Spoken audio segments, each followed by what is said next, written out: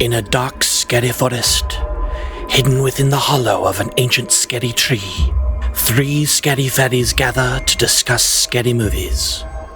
This week's feature concludes the Fairies Christmas After Christmas series with an ancient tale from 2019, once again entitled Black Christmas. Now, let's meet our fairy hosts. Hi, I'm Matty. I have a final in 10 minutes, and I can't find my diva cup. Gaslight, gatekeep, burn down a satanic frat. I'm Evan. Life isn't all crystal unicorns and icicle stabbings, but it should be. I'm Hannah. And we are The Scary Fairies. Hello, everyone. Hi, Hannah. Hi, Evan. Hi. Hello! How is everyone doing today? I'm doing fantastic. How are you, Evan? I'm good. I'm here. You're here. That's the energy I'm bringing. That's enough. You're enough. Yeah, I'm enough. You are enough. For you, you are enough. So, Evan, Uh-huh. we had been talking about the fact that you work in a haunted theater. And I believe last we talked, if we release these in order, you had a janitor who we didn't know might be a ghost. A janitor that might be a ghost. So do you have any updates there? Well, I can confirm that he came in to help fix our ceiling, because our ceiling started leaking. And now that I think about it, actually, that also might be haunted activities. Our ceiling leaks all the time in our box office, and he did come in to fix it after a weekend of no one else fixing it. So again, he may be a ghost, because I don't know if anyone else has seen him. If he was a ghost causing the leak, though, yeah, he could easily fix it because he was causing it. Yeah, or he could be just a Casper and be friendly and trying to fix it. That's true. See, I think all signs are pointing towards him being a ghost. Friendly ghost, yeah. Yeah, I think he might be a ghost. Well, I've got some stuff to share, some scary things I've been up to since our last recording. I started watching a show called Creature Commandos. Oh yeah, on the DC show, the Max. Yeah, it's a DC show, and it has like all the DC characters and stuff, but the main group is basically led by the Bride of Frankenstein. Mm-hmm. And Frankenstein is one of the characters, and it's... At first I was wondering whether or not it was really super horror related, but as they get into it, it's pretty disturbing and horrific, so I think it definitely counts. Nice. So if you're into like DC stuff, highly recommend. I also have been watching The Creep Tapes on Shudder, which is a television show that is a continuation of the Creep movies, which are found footage movies about this creepy guy who kills people, but like messes with them first. The TV show's nice because it's just like short 29-minute movies, basically. Is it, they're all kind of, are they standalone almost, each episode, or is it? Yeah. So the opening of the show is basically, it shows you this closet filled with videotapes, and the idea is like each episode is one of those videotapes. Okay. It gets a little weird in episode 5 and 6, but I'd watch more. I think that's the end of the season, but hopefully they do more. Nice. I also read a graphic novel called The Nice House on the Lake, which is from a few years ago, but it's really, really good. I only read the first volume, so there's a second volume, and then I think a spin-off, but I'm definitely going to keep reading that. It's about the end of the world and these people who are trapped in a house on a lake. Oh, nice. Yeah. I also have 2 that I think overlap with Hannah, so I'll pass the floor to Hannah, because I know that we both watched or started watching the Horror's Greatest show, which is a documentary about horror films, and also Night Bitch. I did watch Horror's Greatest, just a couple of episodes while I was knitting, and I did like it. I found out about a bunch of movies that I had not heard of before. I also watched Night Bitch. I really enjoyed Night Bitch. Night Bitch made me cry. Even though I'm not a mother and I don't want to have kids, it definitely kind of spoke to a part of me that really feels for women that do have children. You do want to turn into a dog, though, so you did relate to it in that way. Yeah, and I enjoy turning into a dog. Yeah, so. I've also and you been want to have 8 reading nipples. a book, and I want to have 8 nipples. Yeah, that's a life goal of mine. I mean, I want to have 8 nipples. Yeah, I mean, I thought I was really achieving things when I hit 6, but 2 more. I mean, you could always why have more not? nipples, Life is short. You can always have more nipples. I've been reading a romantasy book called From Blood and Ash, and it has zombies in it.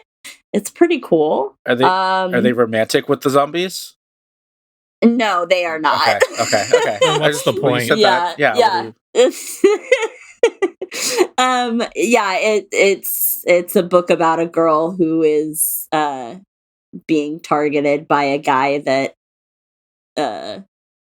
commands ostensibly right now. What I see in the book is that he commands an army of undead people, and that possibly vampires are in charge of the entire show.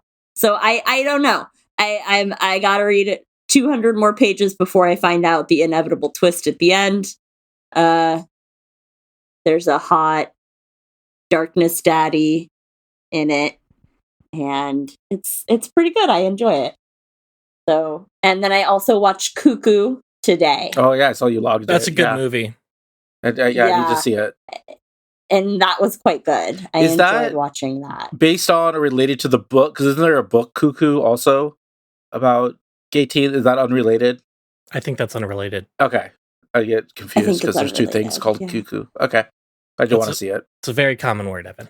Well, is it related to the clock at all? Either thing? No, but it is related to the bird. Okay. Yes. Yes. The bird it is from the clock. The bird from the clock. Uh-huh. But not the clock. The bird that inspired the clock, but not the clock. Yeah. Exactly. I have a cuckoo clock in my home. Does that mean that I've seen this movie? Yes. Okay. Great. Yeah. Good. Evan, have you seen any scary things, read any scary things besides just your life? Just my life. I fell off and I need to get back into it, but I've been enjoying the TV show Evil. I don't know if either of you have. I've heard it's good. It's very good. It's all on Paramount Plus / I think Netflix now, the first couple of seasons. It's basically X-Files except Catholic and more about demons.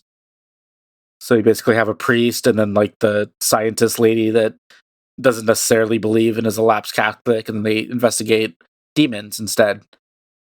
And it's a lot of fun. So I highly recommend it. And I finished, I think, the first 2 seasons, and I gotta dive back in soon to watch the 3rd.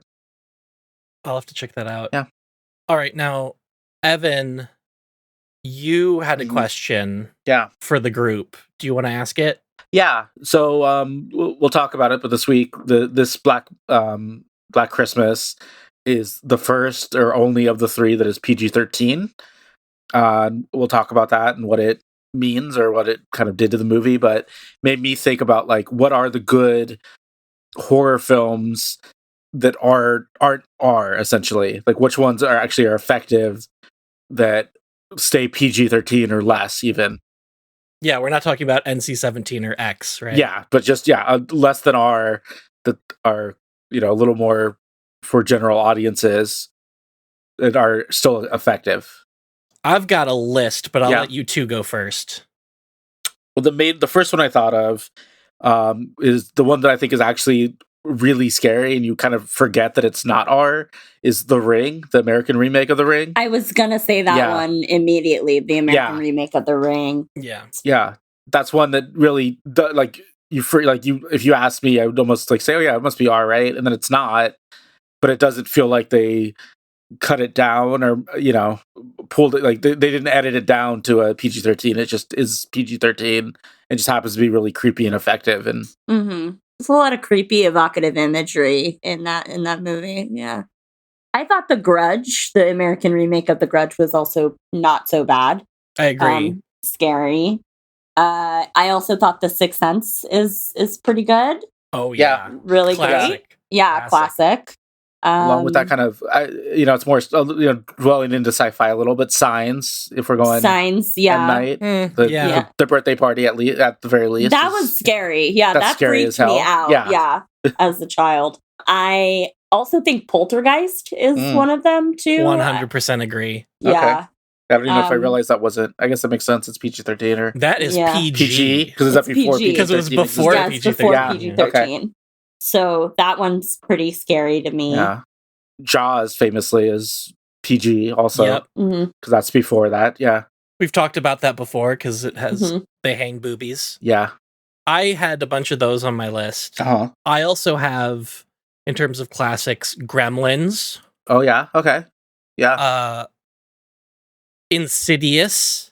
Oh, really? Okay, yeah, really? That's PG-13. Shockingly, that is PG-13. No, I did not know that. Yeah, so I watched scary. it with my nieces. Yeah, and I can only show them PG-13 movies. Though we did watch Scream this past Halloween, but I had shown them Insidious, and we're also going to the Insidious stage production. Oh yeah, in a few months. So I'm a big Insidious fan, and that I assume the whole series is PG-13, but I didn't check. But the first one definitely is. Wow. Another one I really like that's a little bit more modern, maybe like 15 years old, is Lights Out. Have either of you seen Lights Out? Yeah, I saw it with you, but I forgot. Oh yeah, we watched it. Yeah, we watched it together. I forgot what happens in it though. The premise is pretty basic, but it's really fun. There's a creature that can't go into the light, so anytime the lights are out, it can come kill you, but if you turn the lights on, it can't get you. It's fun, and it's super short because they it had a 10-minute ending that they cut off. So it's only like 79 minutes. It's a really quick movie, but I think it's really scary and I really like it. The other one I had, which is probably the most modern one, is Ouija, The Origin of Evil, which is a good film. Yeah, that was pretty good. And that's Mike Flanagan, I believe. Yeah, that did that. So yeah, I think that's a lot of good movies. So along those lines, I have a question, and I don't think we need to get into spoiler territory yet, but do you both think that this movie would be rated R if it came out in 1974? Because I would say it's arguably about as violent as the original. Yeah. Maybe. With a couple, less swearing. The swearing kind of kicks it over the line in the original. Yeah. But I don't know, they cut away. We'll talk, but they cut away a lot in this one. Psycho's rated R, and they cut away in that. Yeah, but but like to the point where I was confused during this one sometimes about who was actually dead because it cut away too much. Same. Yeah, I was like, was that a kill or was that just like a a false alarm? I think it probably would be. Yeah, just because that time was so conservative. But let's get into it. So our movie this week is Black Christmas 2019, the final Black Christmas of the trilogy. I realized we totally blew our load on some really good Christmas movies we could do with doing all of these and not releasing them at Christmas, but it is what it is. Yeah. Oh, well. So this Black Christmas takes place at a college during the holidays when a mysterious killer targets a group of sorority sisters. As they fight to survive, they uncover a dark conspiracy tied to the college's history. And it's a reimagining, not necessarily a remake, of the 1974 film. Combining horror with social commentary. It was directed by Sophia Takal, written by Sophia Takal and April Wolfe, and it stars Imogen Poots and some other people, and also Carrie Elwes. Before we get to spoiler territory, I want to hear what you guys thought about the film. Hannah. Oh, why me first? I don't know. Hannah. Hannah! Because I'm a feminist and I'd let Hannah talk first. The two feminists want to hear what you think about the film. Oh, God, I really did not like it. I'm sorry. That's fair. Why are you apologizing? Yeah, are you apologizing to women right now, Hannah? Yes, I'm apologizing to women because this could have been great. But it was so heavy-handed, so on the nose. So, not deft. At many times I wondered if it was written by men because it didn't seem like these women knew how relationships between women work. So I don't have a lot of great things to say about it, guys. Oh, okay. Yeah. Well, I'm excited to get into it then. Evan. Yeah, what are your thoughts? I feel a little more generous towards it than Hannah does. I think I don't by any stretch think this is a good movie or great movie, and it has a lot of flaws. And yeah, it's not good, I would say, but there's like the seeds of an interesting movie in there, maybe. So maybe I'm being a little more generous to it. And also just having watched the 2006 version that I hated so much, I at least was like, well, at least it's not that, So maybe I think I'm just being a little more generous towards it. But a lot of it doesn't work. And yes, everything that Hannah says is correct. And we'll talk about it. But the ending is just bonkers. Like, I don't know what we're doing with the way it goes and how it, deviates from the first two and what the first two are about, and just kind of straightforward slasher evil guy movies. It doesn't work at all for me. Yeah, well, I have a question which we should talk about after we've discussed the movie fully, but I will be asking you guys, did this need to be a remake? Could it not have just been its own movie? Yeah. It feels like it could have just been its own movie. Yeah, there's like, felt like a big departure. Yeah. Much more so than the 2006 sequel or remake. Yeah. So let's get into it. Let's go to spoiler territory and let's start talking about this movie. So we see at the beginning a sorority sister die who I don't think is a part of their sorority. Isn't she Lindsay, right? I thought it was. Lindsay. I don't know. Well, I don't know. Yeah. This movie has a similar problem to the previous remake in that it's incredibly hard to follow and keep track of who's who. Yeah, it's not simple at all. Like the first one was. No. And they should have just kept the names. Like, just both remakes should have kept the names. I don't understand why they didn't. Yeah. So we see Lindsay walking home, and she gets strange text messages from Calvin Hawthorne, who is the founder of their college. And then she gets stabbed with an icicle. Yeah. I did like that when she dies, her arms are out and her body gets dragged and it makes a snow angel. Yeah, I was going to say that. I did like that shot. That shot was good. Yeah. Yeah. There's a couple of interesting shots or, kills in it when they're not being completely hidden or too ambiguous to tell it's a kill or not. Yeah. How do we feel? Should we talk now about how we feel about the updating of it with the text messages? So instead of calls coming into the house, essentially, you have this app that they're getting these anonymous text messages from. And that's kind of how they update it. Oh, yeah. Trivia question, but I don't know the answer. What was the name of that app? It was something silly. Yip Yap? Yip Yap. It was Yip Yap. It was Yip Yap. And it's supposed to be Yik Yak. Okay, that's what I was legally distinct from Yik Yak. Okay, I couldn't remember if that was the actual name of the thing or not, because I'm an old, and I was like, is that a real app? I too am an old and have never used Yik Yak. No, Evan is the oldest person here, so he's the old that's ever existed. There is no one older. There is no one older. We don't know how he began or how he is going to end. He's an eldritch creature. I'm timeless. I thought the text messaging was okay. I thought that it worked better in the 2006 remake, where they did the calls from the cell phones. But this movie takes place in a period of time when people don't talk on the phone, really. No one, People just text, so it made sense. Yeah. Could they have done it better? Yes. How? I don't know. I'd have to think about it for a bit. Yeah.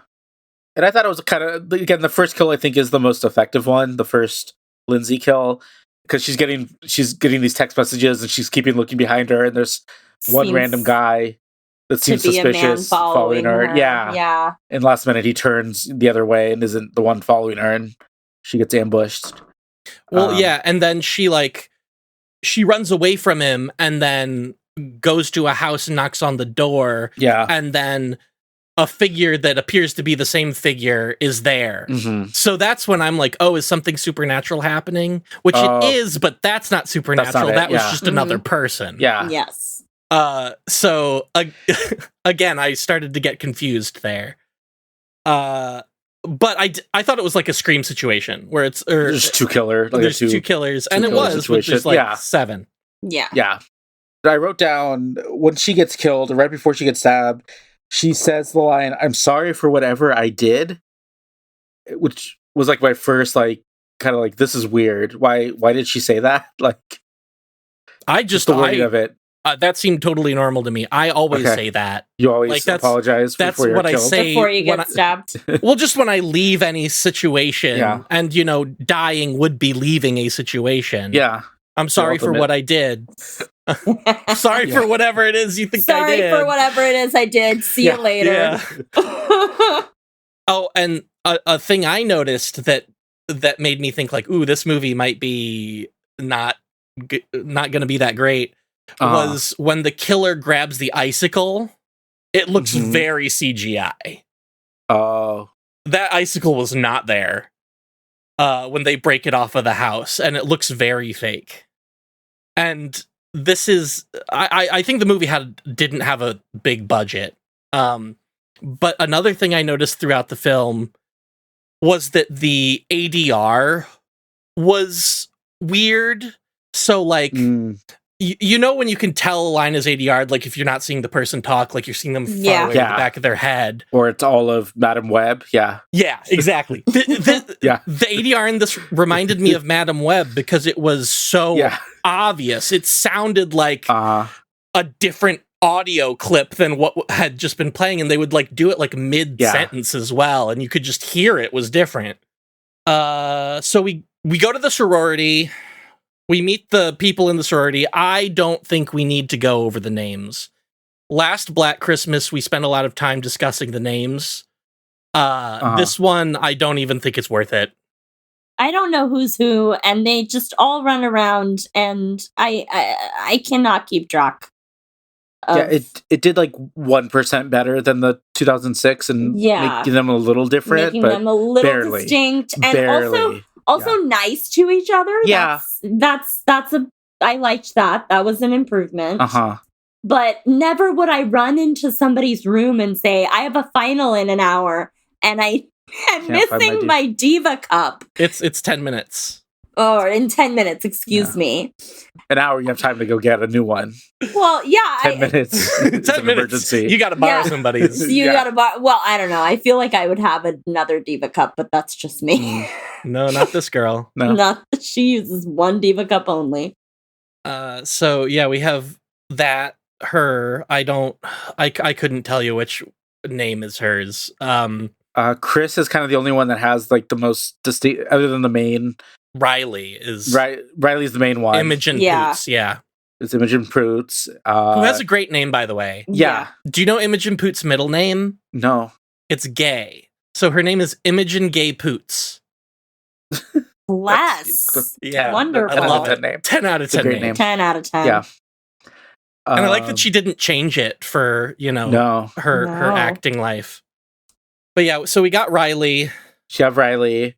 Who's our main character. It doesn't do what the 2006 one does, where it's trying to like quote unquote hide who the final girl is. It very clearly establishes it's who clearly the main character is. She is the main character. Yeah. Mm-hmm. She is our hero. She's going to be the final girl if there is one, or And I think, is it this early on in the film where they start? No, I don't think it is. So I'm not going to bring that up yet. About her history and stuff. Yeah.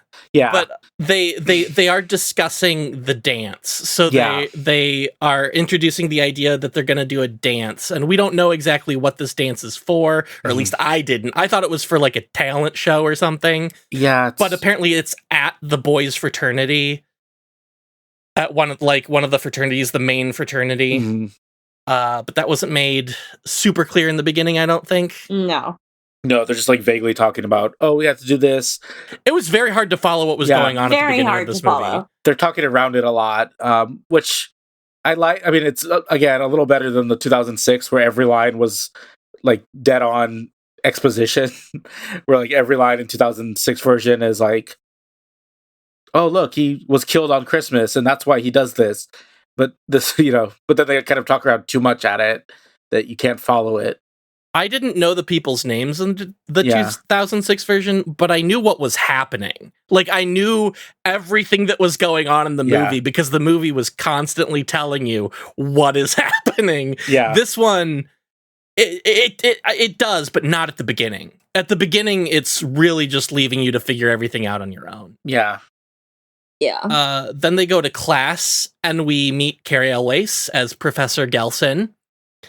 And immediately when I saw Carrie Elwes, I wrote in my notes, Carrie Elwes did it.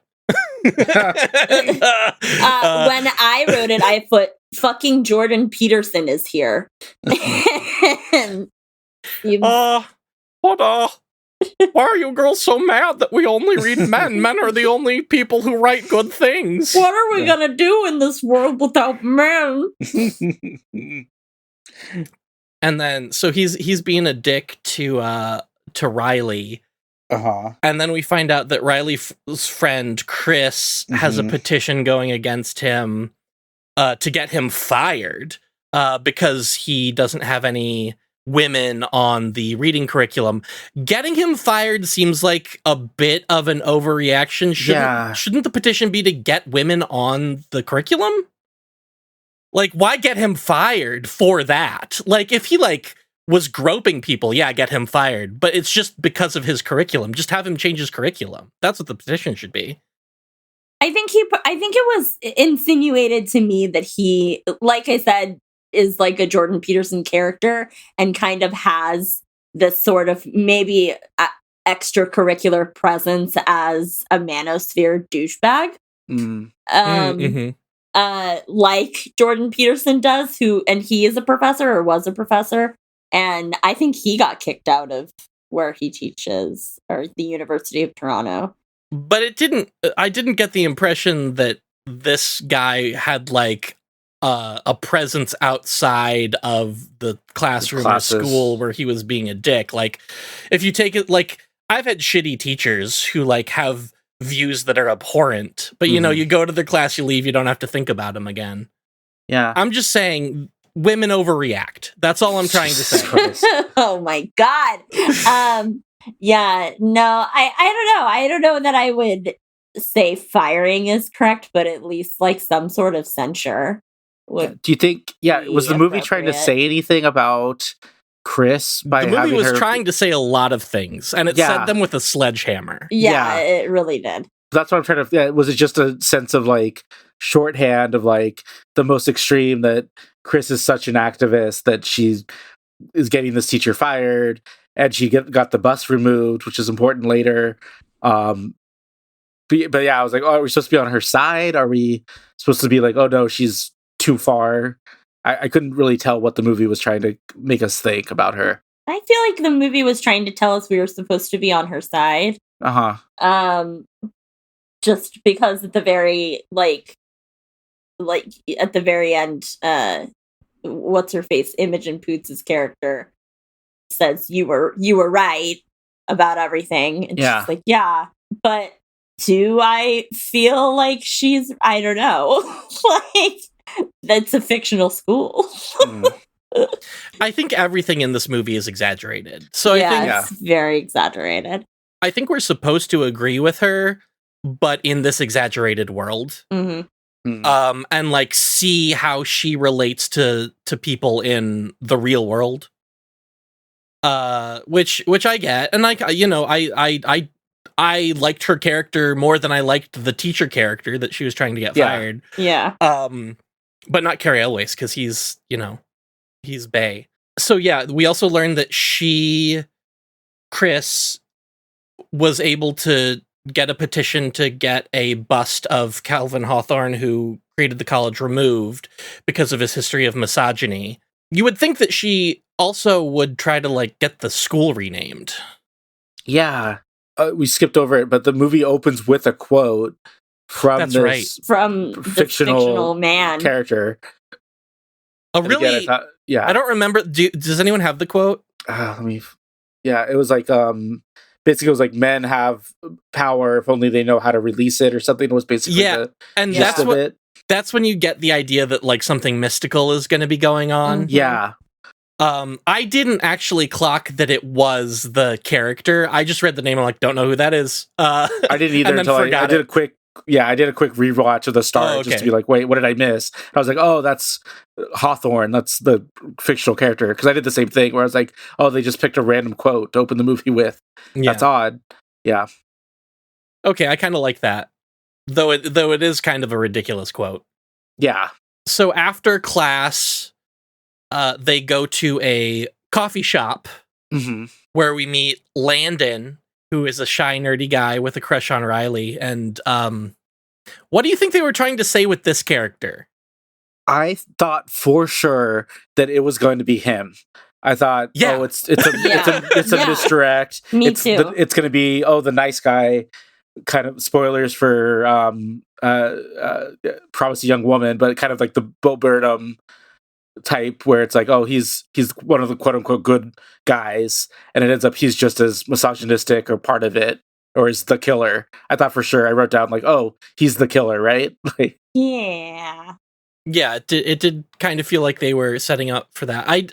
I never fully thought that he was the killer because I was just like I was committed to Carrie Elwes being the killer. Yeah. There was a point later, and we'll get to it, when I'm like, is every man in this movie the killer? Which kind of is. Yeah. But using magic. Yeah. Which we'll also get into.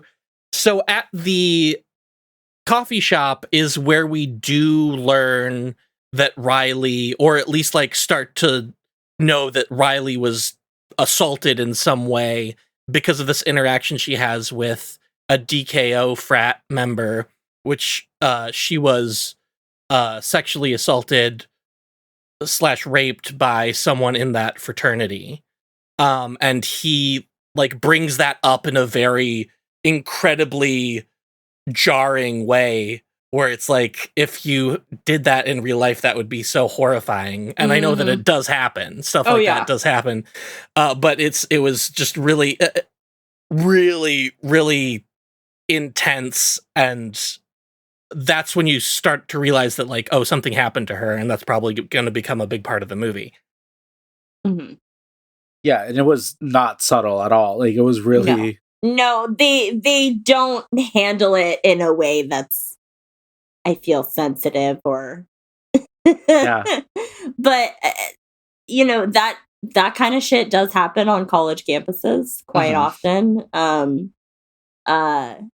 So I mean, props to what they're speaking to, but at the same time, it's just, again, hitting you with the sledgehammer. Yeah, and then we're about to get to a part where I think they really don't do a good job handling it. Because the sisters are getting dressed up to go to the frat house, and they're rehearsing their song. Or I guess they go to the frat house, they're like in a room, rehearsing, getting ready. And Riley, I guess, like, wrote the song and choreographed it, but she's not going to be a part of it. So she starts walking around and she sees a room where a bunch of the frat bros are having some sort of ritual with the Hawthorne bust that was removed by the petition, and it's leaking black liquid out of its eyes, and a pledge is getting some sort of liquid smeared on his head, and then she finds the same liquid on the door handle.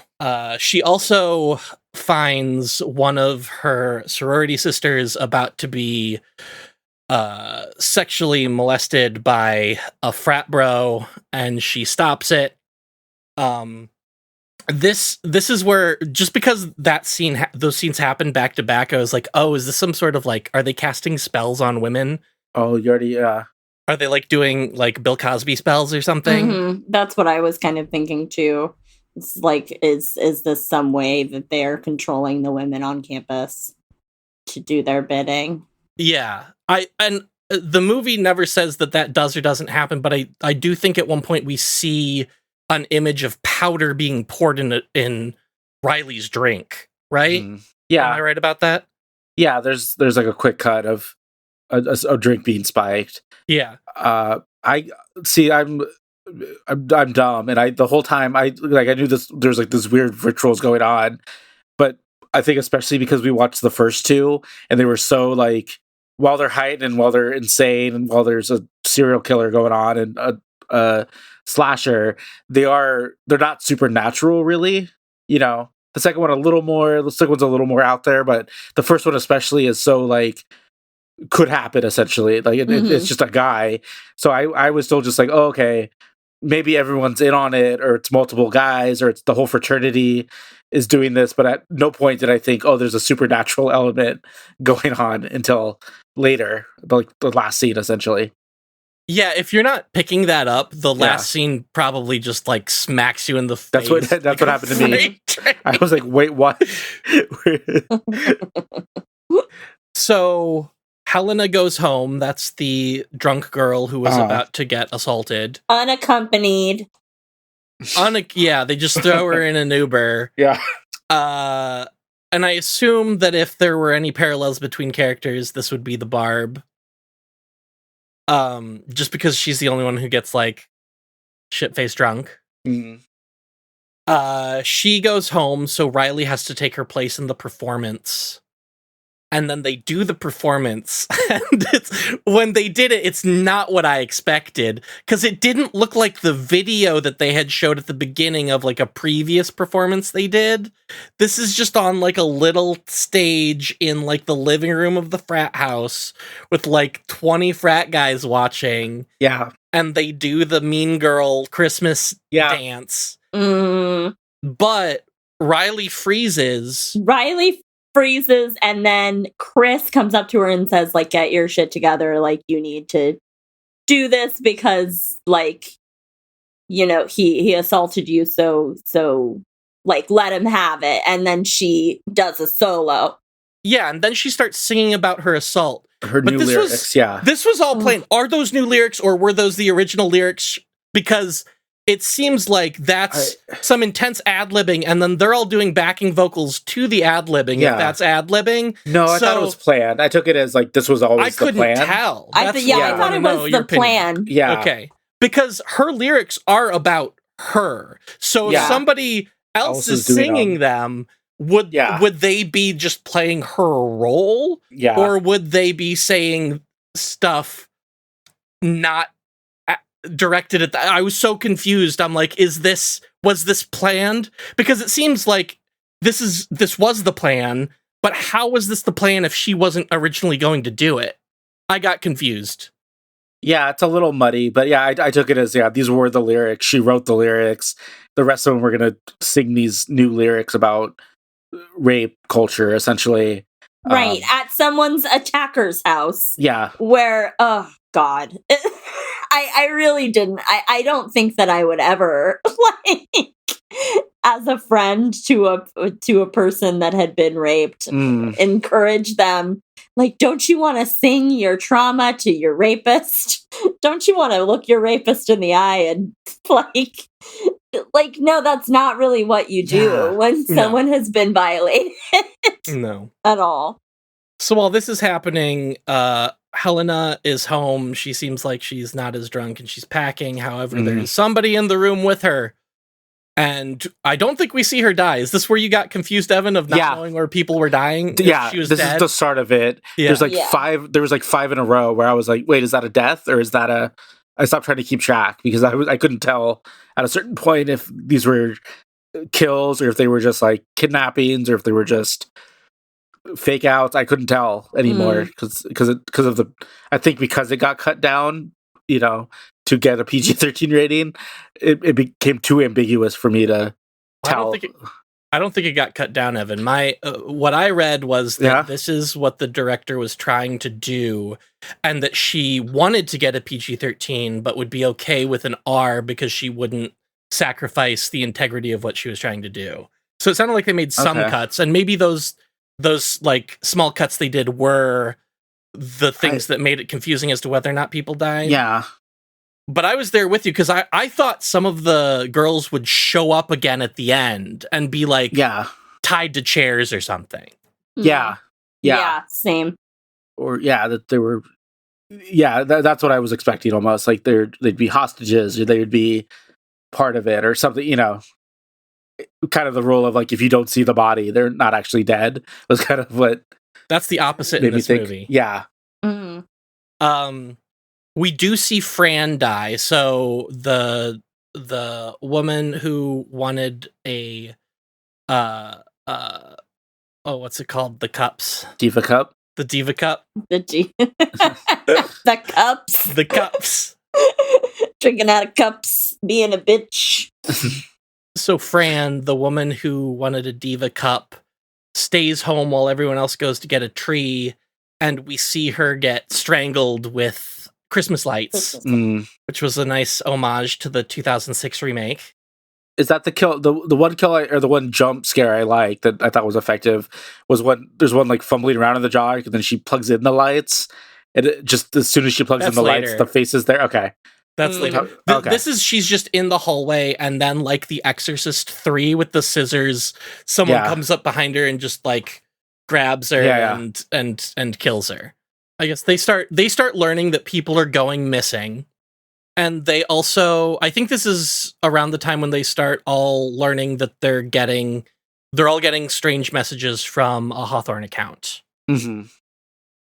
Yeah, they compare notes and they're like, "Oh, you've been getting those messages too. Me too." Is this at the point where is it Lindsay's relative reaches out and is like, "Hey, have you heard from her?" Yeah. Yeah, kind of like the first two that happens as well. But yeah, that kind of, "Hey, this person's missing. Have you heard from them?" Yeah, they didn't become a character in the story though, like the first two. Yeah. And they're like in the original, Riley goes to the campus security and gets brushed off. Mm-hmm. Yeah. So she's basically doing like her own investigation at this point, and she runs into Professor Gelson and literally and makes him drop his papers, and she picks up his papers and sees a list of women's names, which is, just when I saw that, I'm like, I knew it. I was right this whole time. And then that scene's actually kind of fun because I like that Gelson is doing that nice guy thing where he's on the surface being very like nice and polite, but it seems like he's about to murder her. Yeah. He invites her because she's looking at the house, right? And she's like, "Oh, I lost my comb." And he's like, "Oh, well, I'll let you in. I have the keys." And it's very like ominous. And she's like, "No, actually, I'll go. Bye." Yeah. No, thank you. No, thank you. No. But I thought you left your comb. Yeah. Just get another comb. That fucking comb. Yeah, get another comb. Get a new comb. Get another Diva cup. Get another comb. Guys, I hate to tell you this. There was no comb. She made that up. There was a comb because later we talk about the comb. Yeah. I didn't bring this up, but that happened at the beginning of the movie when we first meet all the girls. She gives one of the freshman girls her hair clip.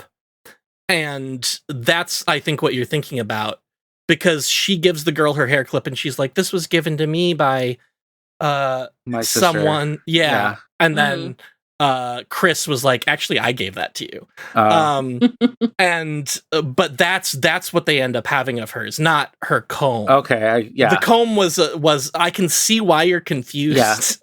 Yeah. This movie shouldn't have gone with a comb. Yeah, they should have said something different. I left my wallet. Because I thought it was a lie until the ending when they bring back the hair thing, and I was like, "Oh, so there was like a hair thing that she was looking for." Yeah, they call it a comb because it's a French comb. Yeah, like for the hair. Yes, but she had already given that up. She wasn't looking for that because she had given that away to another person, right?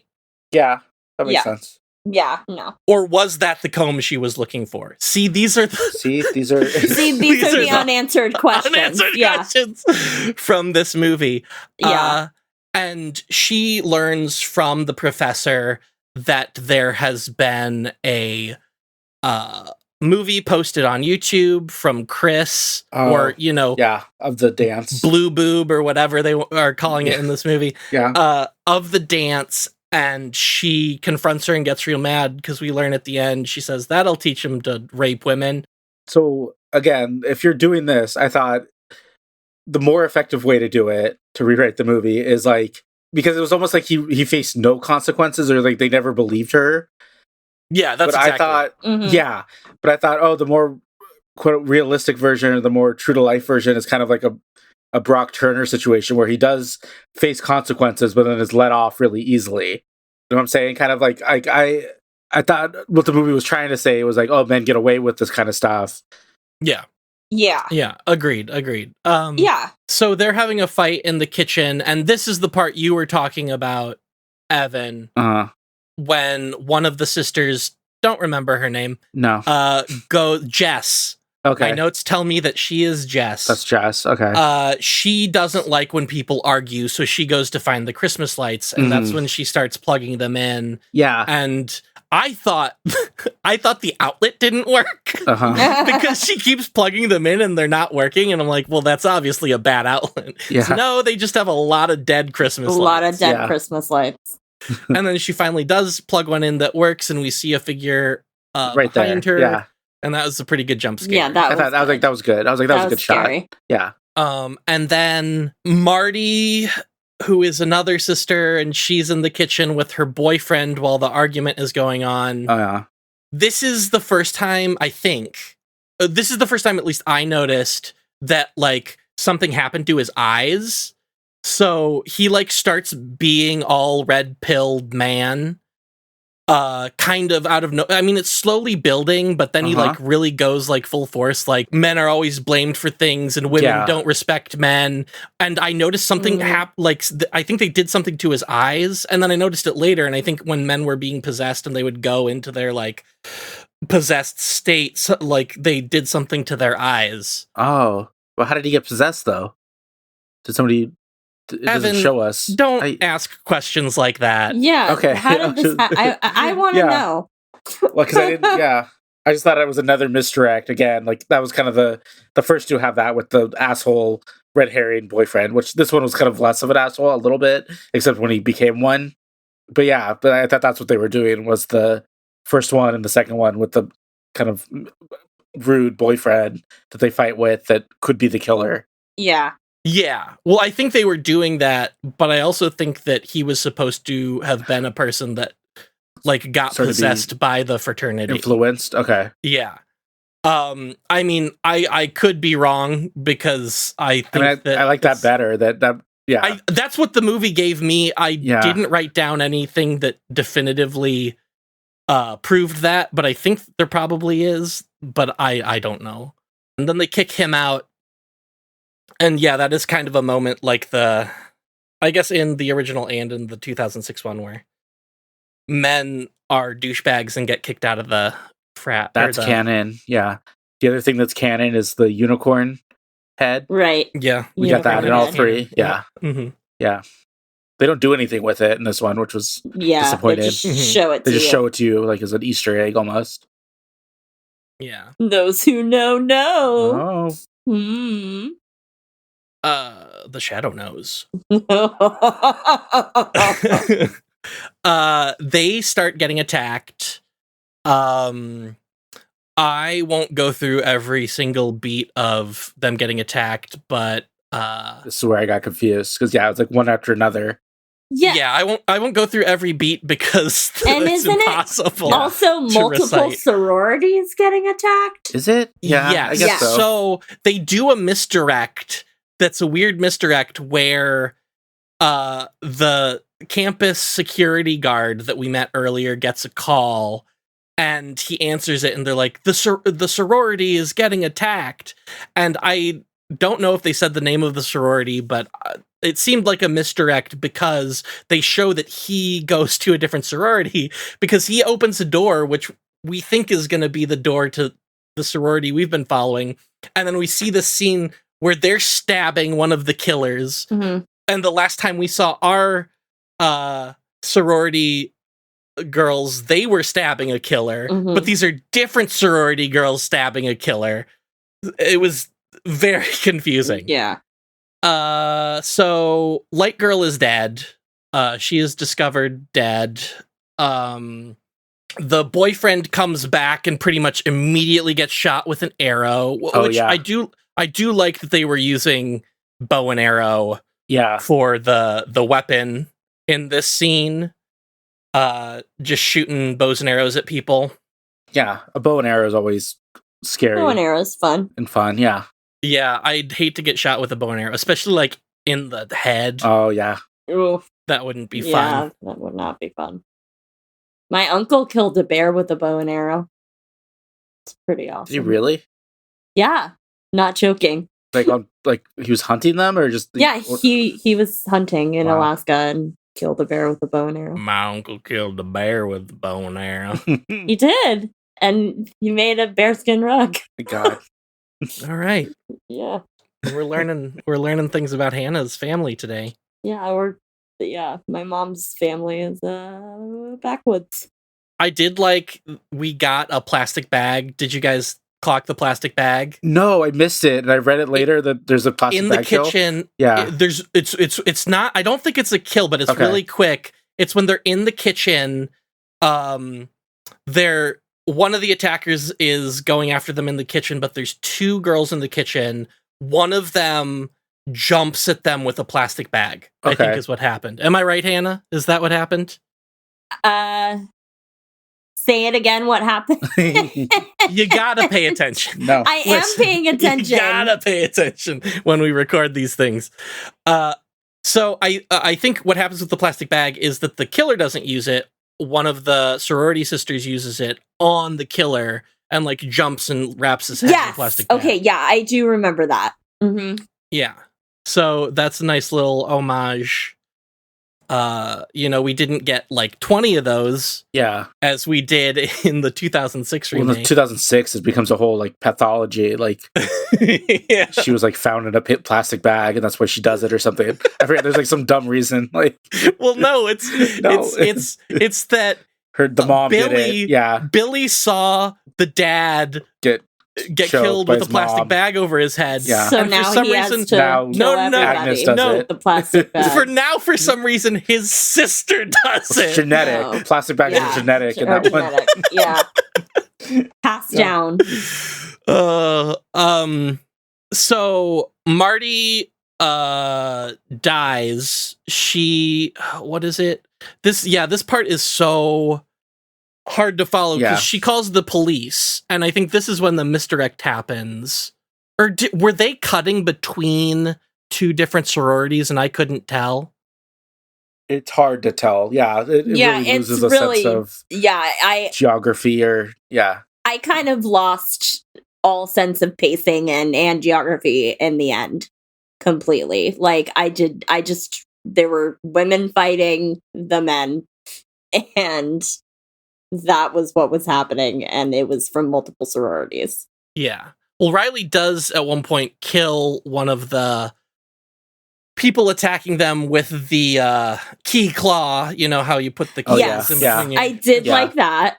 Yeah, but she put keys in between her fingers and stabs him, and she notices that he's not bleeding blood. It's the black goo. And she takes off his mask and sees that it just so happens there's like 10 of these guys. She just so happens to get the one who she saw doing the ritual. Yeah, the pledge or whatever that did the ritual. So that was really lucky for her. Yeah, she figured it out. Okay, so then people die. It's just Riley and Chris left. Yeah. Did we say they found the one in the attic? They do the attic find essentially with one of them is dead in the chair. And again, another thing that that was the one who went upstairs for the lights. Yeah. And then they like do the thing where she's about to turn them around. And again, this is where I think it was cut down from an R to a PG-13. Yeah. Is it doesn't show you what she looks like. It just cuts to the reaction shot of like, oh my God. Reading, IMDb says in the facts that it was cut down by about 30 minutes to get the PG-13. 30 minutes? Yeah. 30 minutes. Jeez. Whoa, that's heavy cuts. Yeah. Apparently 30 minutes of footage was excised from it to get the PG-13 rating after test screening. That is not what I read. Yeah. That's incredible. I mean, who knows? That makes a lot of sense as to why it's so convoluted at the end. Yeah, that makes sense as to why it makes no sense. Yeah. They cut basically the shots of the actual kills or the carnage or whatever to get the rating. Wow. Yeah. Okay. This now I understand why this movie is bad. Yeah. I mean, it's not bad. It's just not good. So yeah. Not great. So Chris and Riley are the last two from that sorority that are left, and Riley wants to go to the frat. Chris doesn't, so they split up, as you always should. Chris finds a bunch of sorority sisters from other sororities who are being attacked, and they all get into her car. And I guess at that point she decides to join Riley, who has headed to the frat. Riley runs into Landon. And this is where the movie gets really good.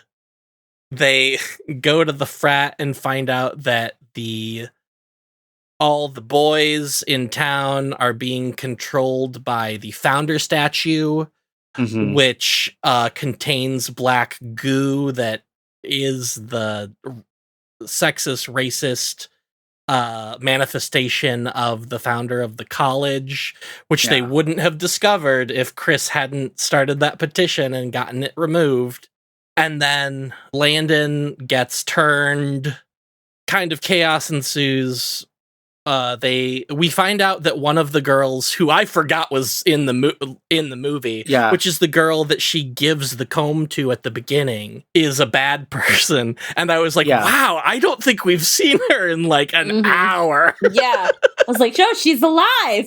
She's here. Yeah.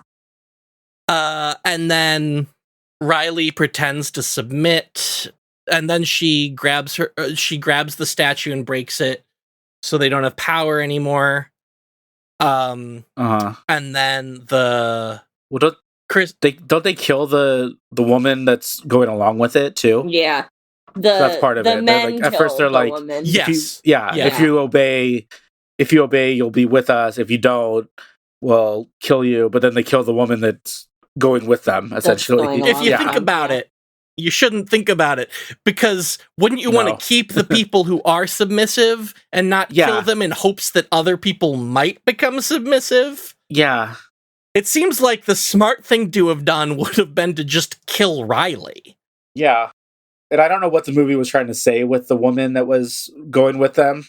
I feel like they were trying to speak to the concept of like trad wives and like women that, because there are women on like, I want to say like just that girl Pearl, just Pearly Things on YouTube that like go along with that red pill shit and have a lot of stuff to say about other women and how shitty and terrible other women are and how they deserve to be oppressed and how women are the weaker sex and should be following the will of the high value males around them.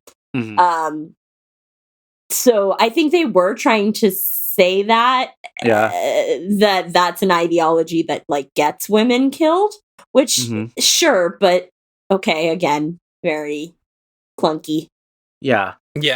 And then we do get a cathartic moment when Riley is able to does she? Yeah, she kills Brian, who's the guy who raped her, by smashing his head. And then Chris throws a lantern on Carrie Elwes and sets him on fire, and then the room starts on fire, and they lock all the boys in the room, and then they watch the house burn to the ground. The end.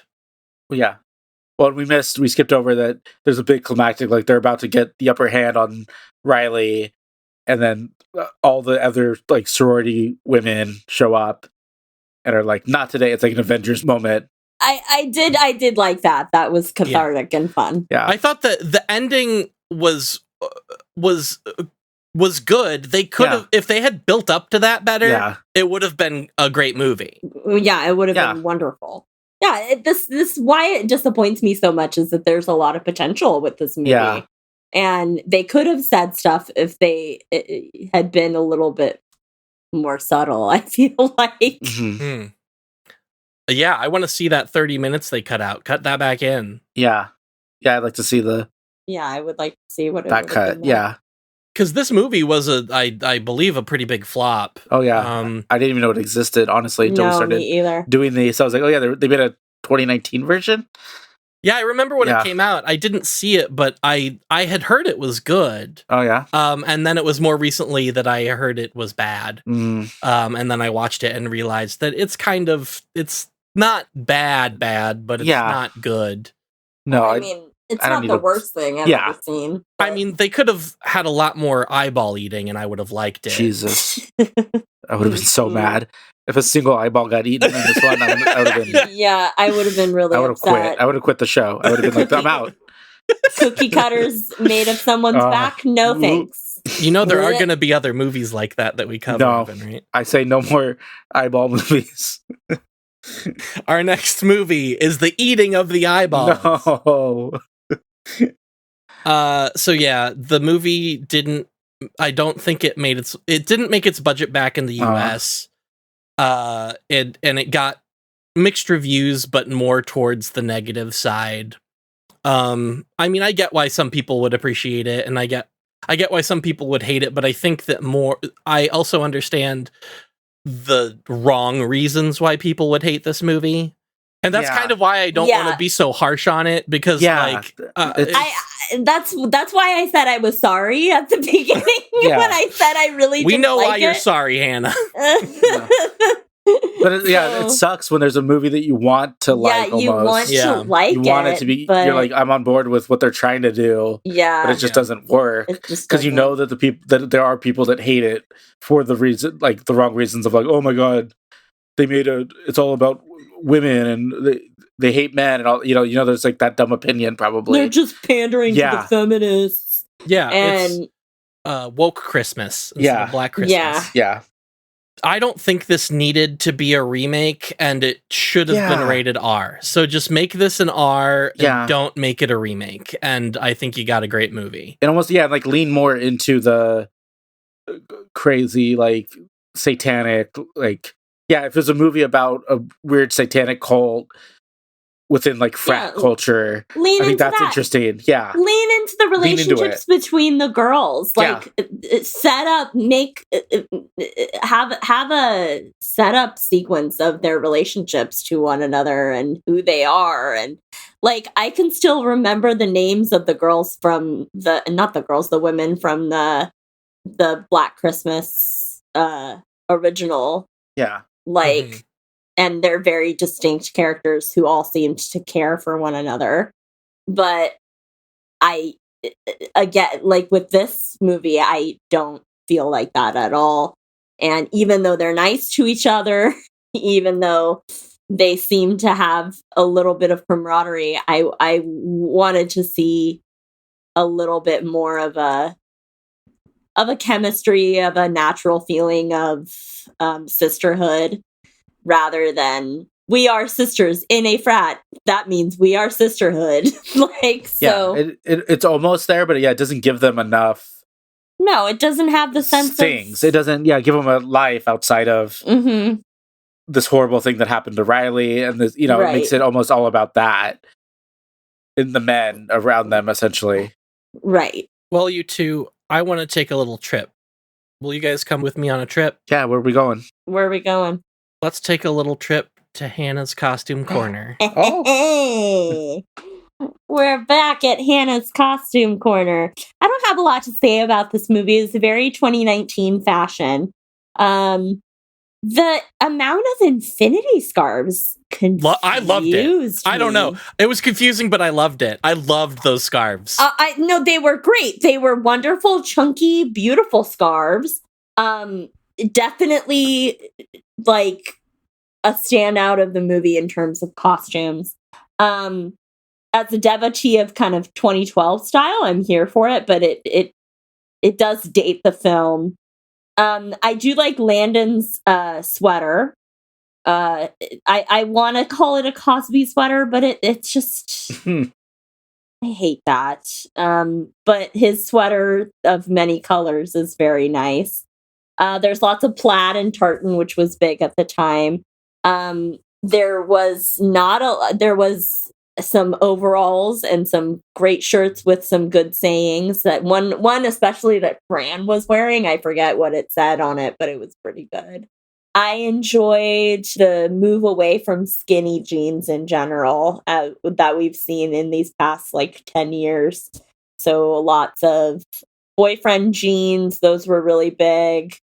And some overalls, seeing the advent of overalls, which are wildly popular now. I don't have a lot to say about it. It was very contemporary to the time. I did not hate the costumes, and I want to reiterate that the scarves were pretty great, and all of them were infinity scarves. Very interesting. Yeah, I need to get me some of those. Yeah, they're really nice. All right, well, let's end this episode how we always do, with our Muppet casting. Evan. Yes. Let's start with you. Oh boy. Do you want me to go through the characters, or will that be of no help to you? No, won't be much help. I really had a hard time with this Muppet casting because we can cast 4 characters, and that's fine. Yeah. Who's the bust? Oh, the bust. That's Sam good. The Eagle. Yeah, Sam the Eagle is I think Hawthorne. Oh, and that's bust. good. Yeah. That's good. I like that. Who's Riley?